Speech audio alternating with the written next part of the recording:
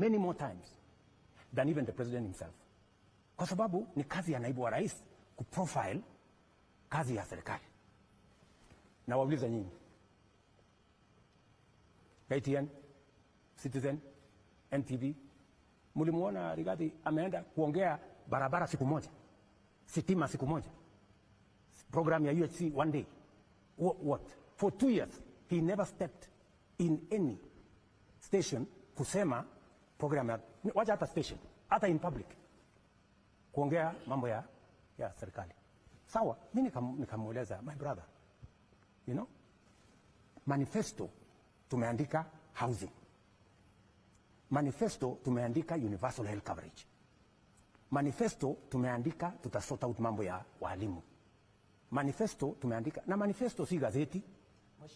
Just wait, manifesto si gazeti. Nikamwambia, we made a commitment to the people of Kenya on housing, on universal health coverage, on making sure that we have a proper CBC model.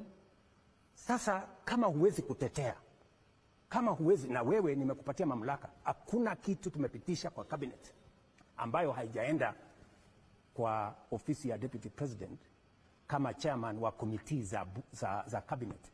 How are we going to run this government? Wacha nimalizie. So I just want you to understand, because ni vizuri watu wa Kenya wanielewe. So wabunge wakaanza vita kwa sababu wameambiwa wasipopiga magoti, nasikia, wataenda nyumbani.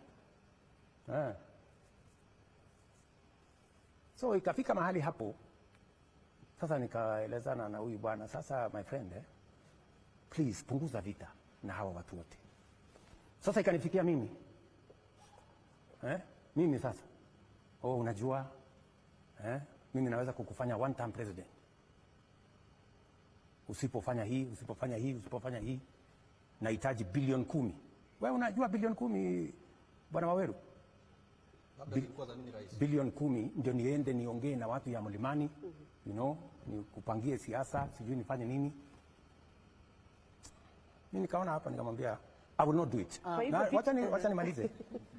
So nikamwambia hii haiwezekani. Na kama nikuwa one term ni sawa, hakuna problem. Kama wewe ndio kuamua nani atakuwa one term, nani atakuwa sijui how many terms, nilikuwa nafikiri ni wananchi wa Kenya na Mungu. Kama ni wewe, sasa amua vile unataka. Nasikia my friend.